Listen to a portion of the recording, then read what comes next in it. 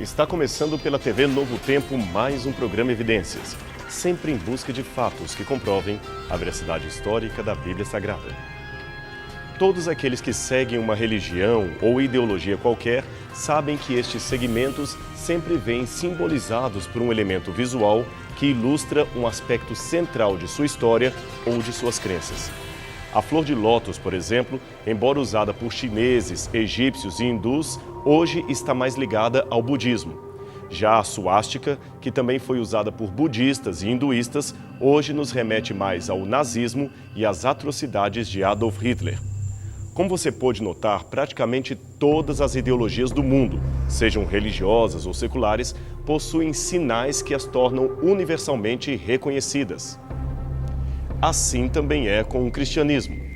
Tanto a cruz como o evento da crucifixão do Filho de Deus se tornaram hoje o símbolo máximo da teologia cristã. Não é por menos que, se olharmos para a corrida desenfreada por relíquias, aquela que tomou conta da Europa na Idade Média, veremos que supostos pedaços da cruz de Cristo estavam entre os exemplares mais disputados. Não é por menos que o filósofo do século XVI, Erasmo de Roterdã, escreveu com muita ironia o seguinte: há tantos pedaços de madeira da cruz aqui na Europa que chego a pensar que Cristo foi crucificado não num madeiro, mas numa floresta inteira. Ora, se ajuntarmos todos os supostos pregos e pedaços da cruz que muitos dizem possuir, seria possível construir todo um navio. Quem sabe não teríamos novamente uma segunda Arca de Noé. E as lendas sobre a origem da cruz chegam a ser quase tão numerosas quanto a quantidade de supostos pedaços que se encontraram dela. Este livro do século XIII traz uma dessas lendas conforme a descrição de Jacopo di Varese, que foi arcebispo da cidade de Gênova. Ele diz que quando Adão morreu, seu filho Sete plantou em sua boca, isto mesmo, na boca do corpo sem vida de Adão, uma semente da misericórdia. E foi dessa semente que surgiu uma árvore, de cuja madeira fizeram a cruz de Cristo. Um afresco da igreja de São Francisco em Arezzo, Itália, pintado em 1453 por Piero della Francesca, nos dá ainda uma ideia de como a lenda era viva e forte naqueles tempos. Nele é possível ver a rainha de Sabá fazendo reverência àquela árvore que no futuro viraria a cruz de Cristo. Nenhuma lenda, porém, é mais famosa do que aquela envolvendo Helena, a mãe do imperador Constantino. Na mesma igreja de São Francisco, temos este outro afresco retratando a lenda de Helena. De acordo com ela, a imperatriz pessoalmente teria descoberto as cruzes de Cristo e dos dois ladrões condenados juntamente com ele. Difícil era saber qual dessas três teria sido a cruz do Salvador. Então uma mulher doente fora trazida e deitada em cada uma das cruzes. Quando seu corpo tocou a cruz do Senhor, ela imediatamente ficou curada. São histórias interessantes, é claro, mas todas inventadas pela piedade popular. Nada disso aconteceu de verdade. Até hoje não sabemos que fim teve a cruz original do Senhor Jesus Cristo. Mas alguns ainda insistem em procurá-la e mesmo hoje podemos encontrar sonhadores e oportunistas que dizem ter achado um pedaço da cruz de Cristo. Um exemplo é o roteirista judeu-canadense Simcha Jacobowitz. Conhecido por fazer livros e documentários sensacionalistas sobre Jesus, ele não perdeu tempo em lançar mão de mais uma jogada de marketing. Segundo ele, esses pregos teriam sido os mesmos que prenderam o corpo de Jesus na cruz do Calvário. A relíquia cristã mais famosa de todos os tempos estaria então em suas mãos. Esses pregos, na verdade, foram encontrados em 1990 durante uma escavação de um antigo túmulo na região montanhosa de Armon Hatziv, a 6 quilômetros ao sul da cidade velha de Jerusalém. A área hoje possui um parque e vários condomínios residenciais, mas nos dias de Cristo, ali havia vários túmulos, e este especificamente pertenceria à família de Caifás. Isto mesmo, aquele Caifás que foi o sumo sacerdote participante do julgamento de Jesus de Nazaré. Ali encontraram várias caixas de pedra chamadas ossuários ou ossários, que eram próprias para guardar ossos de defuntos. Encontraram também alguns objetos curiosos, como estes que você vê aqui. Ali estavam frascos de vidro, frascos de terracota, certamente para guardar perfumes e ungüentos, moedas, uma lamparina e pregos que estavam dentro de um dos ossuários. Até aí, tudo bem. De fato, existem fortíssimas evidências de que este túmulo mencionado seria mesmo aquele túmulo da família de Caifás. E objetos assim são comumente encontrados em túmulos do tempo de Cristo. Aliás, todos esses objetos que mostramos aqui são originais e também foram encontrados em túmulos ao redor de Jerusalém. O problema é a teoria que vem depois disso. Simra declarou, baseado não sabemos onde, que Caifás se arrependeu do que fizera com Cristo e por isso pediu para ser sepultado com os pregos de sua cruz, a fim de ter proteção divina após a sua morte. Ora, isto não faz o menor sentido. Veja, este prego que eu tenho aqui em minha mão possivelmente fez parte da crucifixão de alguém no primeiro século. E como que eu deduzo isto? Simples, porque de acordo com antigos escritos judaicos como a Mishnah, um prego usado numa crucifixão tinha poderes curativos e ele era um dos poucos objetos permitidos de serem carregados no bolso durante as horas do sábado. Nós não sabemos ao certo de onde os judeus tiraram esta tradição relativa ao prego. Ela até a certo ponto absurda, mas isso talvez explique por que, em alguns casos, túmulos são encontrados tendo, dentro deles, pregos usados em crucifixão, e esses pregos são datados do tempo de Cristo. Assim, pregos encontrados no túmulo da família de Caifás não seriam novidade alguma. Ademais, um prego foi encontrado dentro do ossuário e o outro não. E tem uma coisa adicional. Este que aqui aparece é Zvi Greenwood. Ele foi quem escavou o túmulo de Caifás em 1990. Além de ridicularizar as teorias de Jacobovich, ele disse que os pregos que ele encontrou desapareceram e que estes que o cineasta mostrou em seu documentário não eram definitivamente os pregos originais encontrados no local. Estamos, portanto, diante de mais um sensacionalismo envolvendo o nome de Jesus Cristo.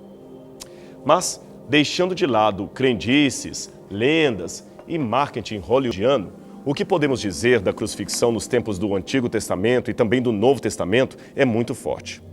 Vamos perceber então em que as descobertas arqueológicas podem lançar luz sobre os modos como ocorreu a crucifixão específica de Jesus Cristo. No tempo do Antigo Testamento, os judeus geralmente apedrejavam pessoas que eram condenadas à morte. Mas, embora essa prática não fosse totalmente abolida, acrescentou-se à sentença capital o ato de crucificar pessoas condenadas, e isto já era praticado por governantes judeus mesmo antes da chegada dos romanos. De acordo com Flávio Josefo, um historiador judeu do primeiro século, Alexandre Janeu, líder dos Amoneus, que dominou Jerusalém de 103 a 76 a.C., crucificou de uma só vez cerca de 800 fariseus. E para aumentar a tortura, ele mandou massacrar as suas mulheres e filhos diante de seus olhos enquanto eles mesmos agonizavam na cruz. Terrível, não é mesmo? E tem mais um detalhe. Josefo disse que ele mandou executar estes fariseus no meio da cidade, próximos ao templo, o que certamente aumentava o ultraje à santidade do local. Embora Herodes o Grande seja conhecido por se tornar um dos maiores homicidas do tempo do Novo Testamento, desconhecemos relatos de crucifixão ocorridos em Jerusalém durante o seu governo. Numa só leva, por exemplo, o general Quintilius Varus mandou crucificar mais de 2.000 pessoas, a maioria delas nos arredores de Jerusalém. Na descrição que Josefo faz da destruição de Jerusalém e do templo no ano 70, temos o relato de que Tito mandou crucificar 500 judeus por dia, todos de frente para as muralhas, a fim de fazer com que os que ainda estivessem dentro da cidade se rendessem e entregassem as suas armas.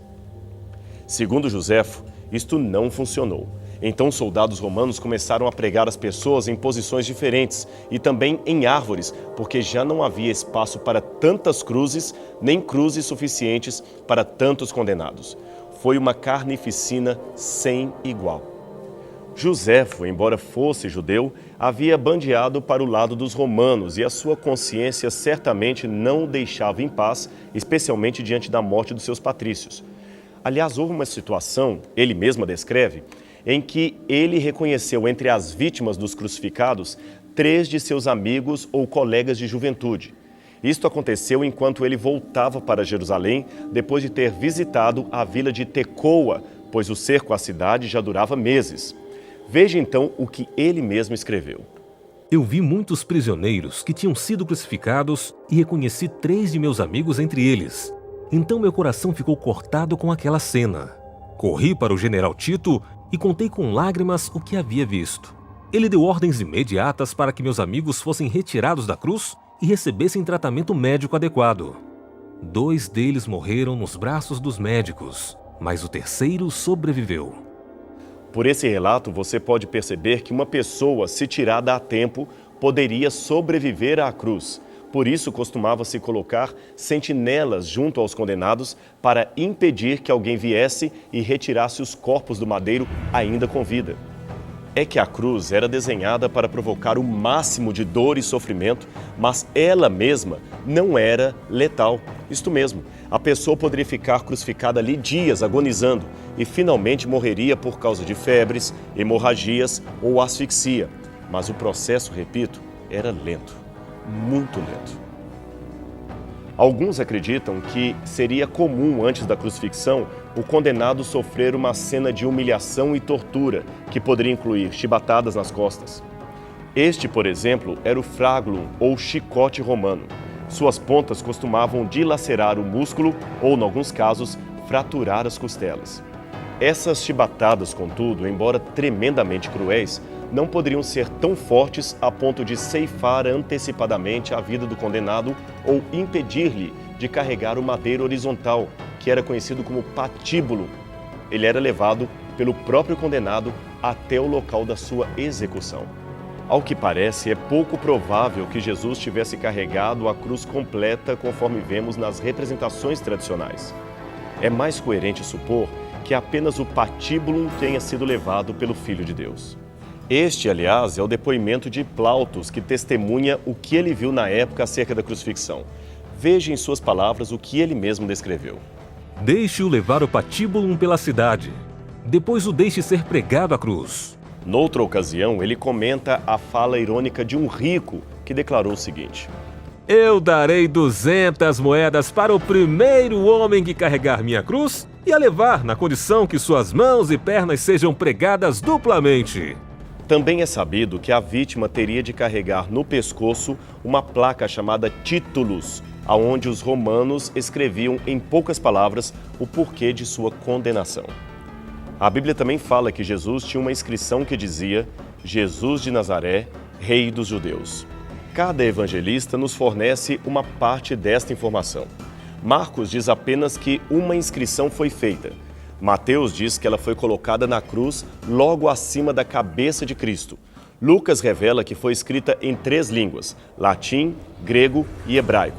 E finalmente João acrescenta que foi escrita por Pilatos. É lógico que escrita por Pilatos não quer dizer que Pilatos a escreveu de punho próprio.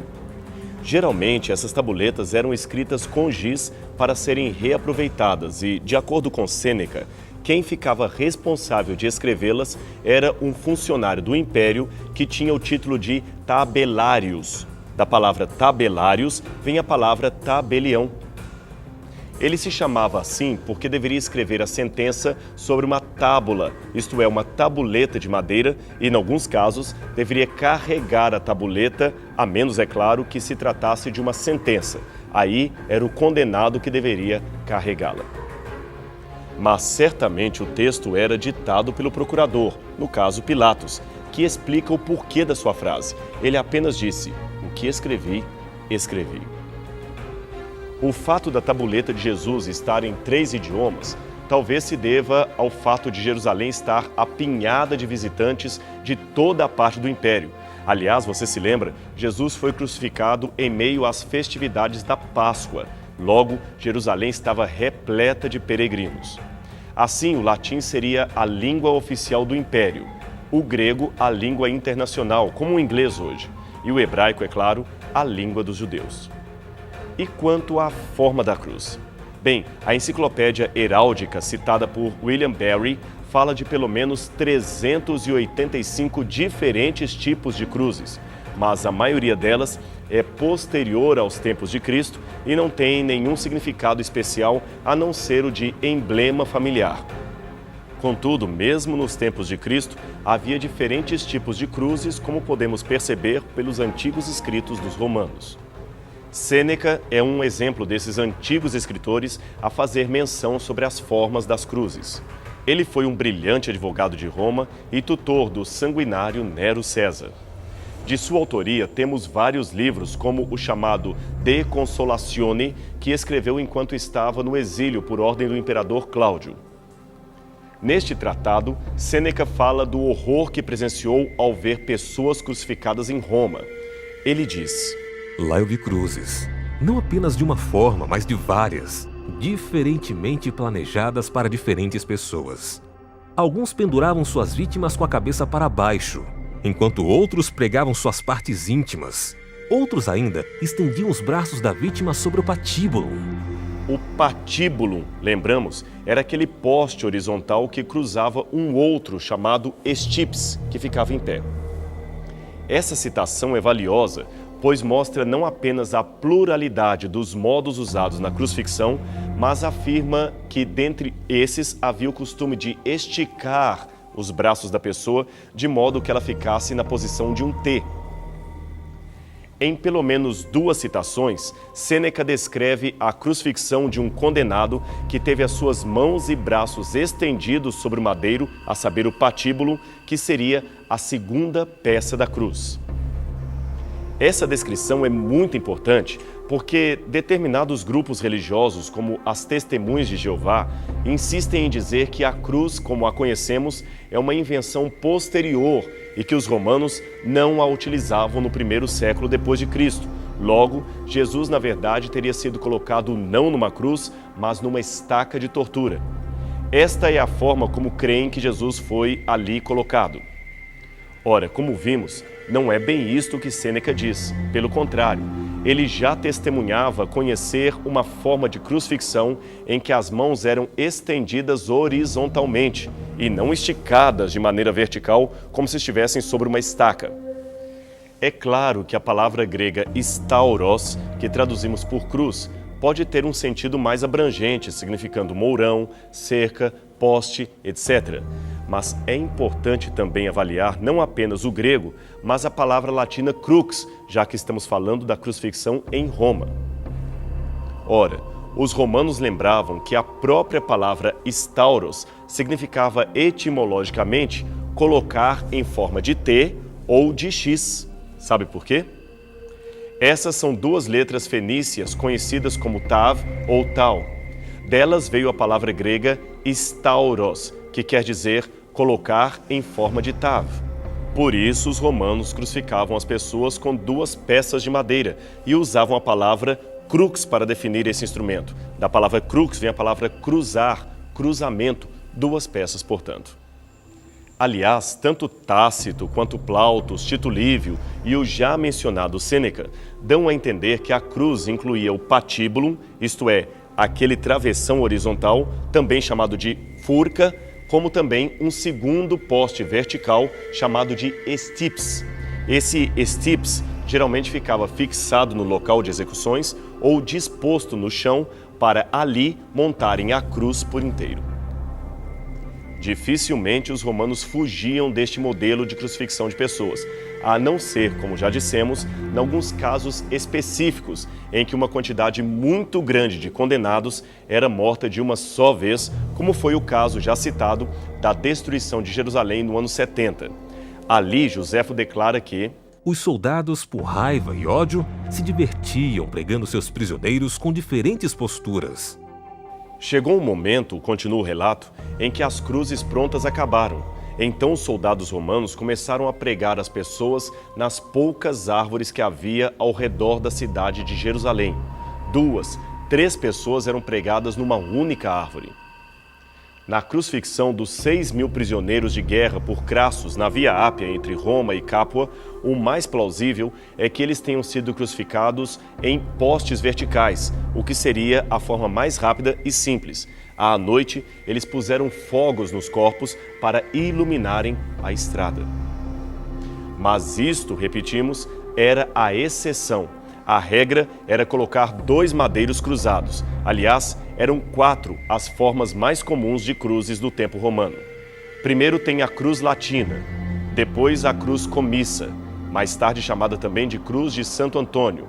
Aí veio a cruz grega e a cruz decussata, também conhecida como cruz de Santo André. Grande número de especialistas em Novo Testamento defende que a cruz de Cristo teria sido do tipo latino, porque os evangelistas dão a entender que ela era alta e teria de ter espaço bastante para os romanos fixarem uma tabuleta acima da cabeça de Jesus. Nenhuma outra cruz das apresentadas oferece essas 2 possibilidades ao mesmo tempo.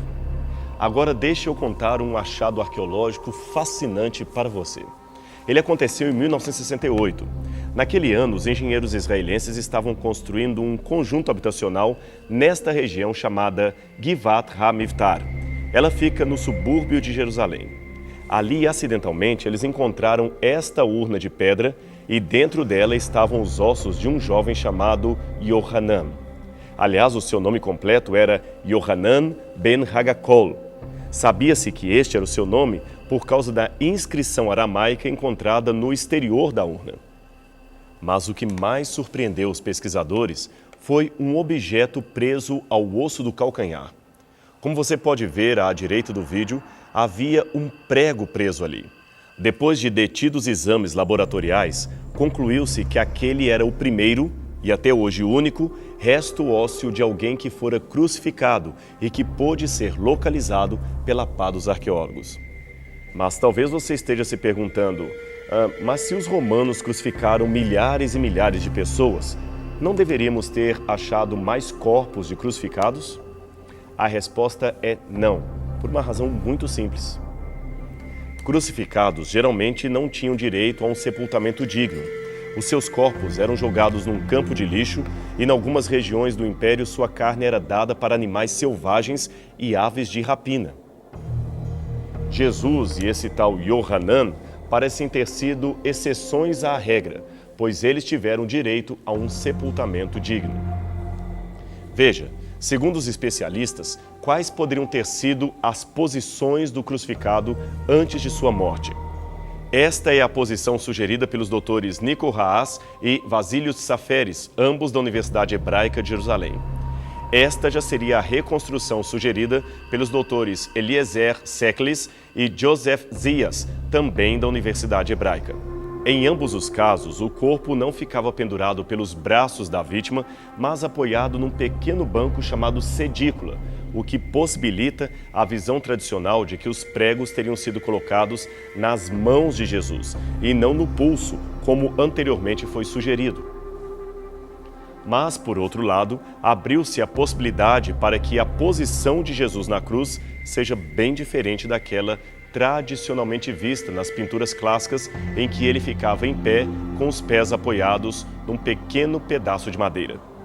A cena de Jesus crucificado pode ter sido deveras mais terrível ou mais horripilante do que comumente é retratada pelos quadros dos artistas. Outra evidência da crucifixão foi encontrada em 1856 nas paredes do Pedagogium, uma escola romana que ficava nas encostas do Monte Palatino, em Roma. Ali encontraram este grafite, dificilmente visível a olho nu, mas que continha este desenho. Perceba que trata-se da caricatura de um jovem cristão chamado Alexâmenos, erguendo os braços em adoração a um burro crucificado. Embaixo temos a inscrição grega Alexâmenos adorando a Deus. O grafite, que data do final do segundo século ou início do terceiro, mostra não apenas como os pagãos viam a cruz de Cristo, isto é, que ela seria composta de 2 pedaços de madeira, mas também ilustram a humilhação que os seguidores de Jesus passavam no Império por pregarem e adorarem um Deus que fora crucificado. Aliás, isto ecoa as palavras que Paulo já havia escrito tempos atrás.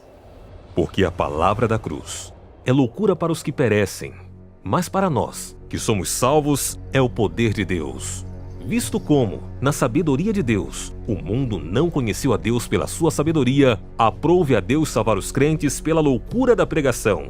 Porque os judeus pedem sinal, e os gregos buscam sabedoria, mas nós pregamos a Cristo crucificado, que é escândalo para os judeus e loucura para os gregos.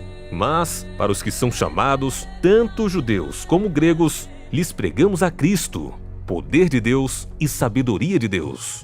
Porque a loucura de Deus é mais sábia do que os homens, e a fraqueza de Deus é mais forte do que os homens.